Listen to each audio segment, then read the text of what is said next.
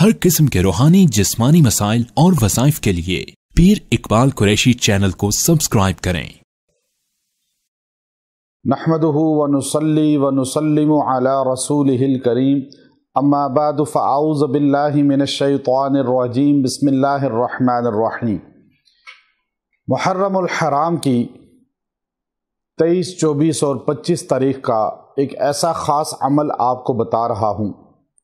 ये जो अमल अभी आपको बता रहा हूँ, ये ऐसा मुजर्रब तरीन अमल है कि अगर आप ये अमल कपड़े पे पढ़ के फूंक कर वो कपड़ा अपने पास रखेंगे और पूरा साल वो कपड़ा आपके घर में या आपके पास रहेगा, तो आप पे किसी का जादू, किसी का नुकसान देने का वार और जिन्नात का हमला नहीं हो पाएगा। यहाँ तक कि नज़र बद से भी आपकी हिफाजत रहेगी।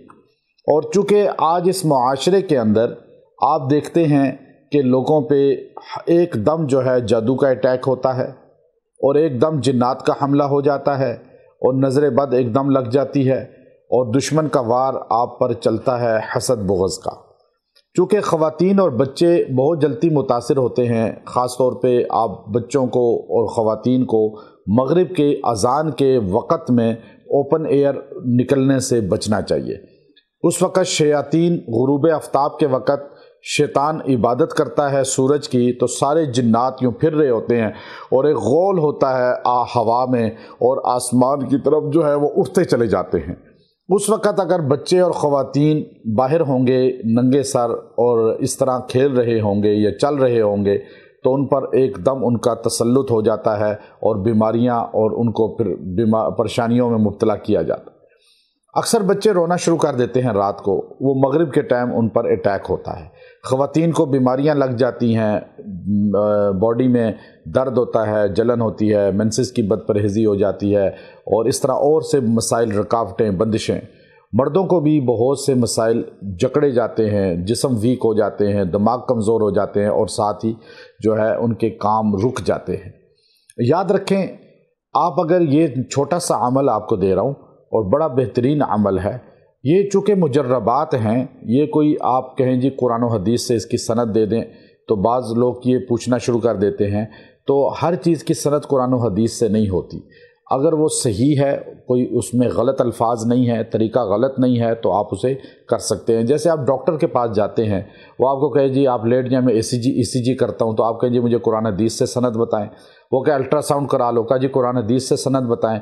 वो कहे कनोला लगा लो, का कुरान हदीस से सनद बताएं। तो फिर ये बात नहीं चलती, क्योंकि आप वहाँ इलाज करा रहे हैं और आप वहाँ अपनी ईमानियात की बात नहीं चल रही, वहाँ सेहत की बात चल रही है। वो तरीक़ा उसका कुरान सुन्नत के मुताबिक है, तो आप उस पर बिलीव करेंगे और आप उसको इख्तियार करेंगे। अब इसी तरह जो मैं आपको वज़ाइफ बताता हूँ, अगर आप मुझे कहना शुरू कर दें मेरा हर वजीफ़ा कुरान और हदीस से सबूत दें, हजूर अलैहिस्सलाम से सबूत दें, तो ये बात नहीं। ये मुजर्रबात होते हैं कुछ जो अकाबिर उम्मत और अल्लाह के सुलहा बंदे जो हैं और हमारे बड़ों ने जो आजमाया वो हमें बताया, हम आपको बता रहे हैं। क्योंकि कुछ चीज़ें सीना ब सीना मुंतकिल होती हैं और वो आगे आप तक पहुंचाई जाती हैं, और मैं कुरानी बातों को, कुरानी वज़ाइफ को सीना ब सीना जो मुंतकिल हुए आपको सदरी वज़ाइफ देता हूँ, ताकि आपको कुरान हकीम से शगफ़ और ताल्लुक़ कायम हो जाए। ये जो मैं अमल आपको बता रहा हूँ, ये बहुत ही बेहतरीन अमल है और इस अमल को आपने सिर्फ 3 दिन ये कर लेना है।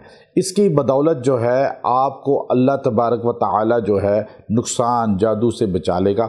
औरतें अपने स्कार्फ पे, दुपट्टे पे, चादर पे, भुरके पे भी कर सकती हैं, और मर्द जो है अपनी टोपियों पे या पगड़ी पे या रुमाल पे किसी भी चीज़ पे करके रख सकता है, और बच्चा भी इसी तरह किसी चीज़ पे कर सकता है।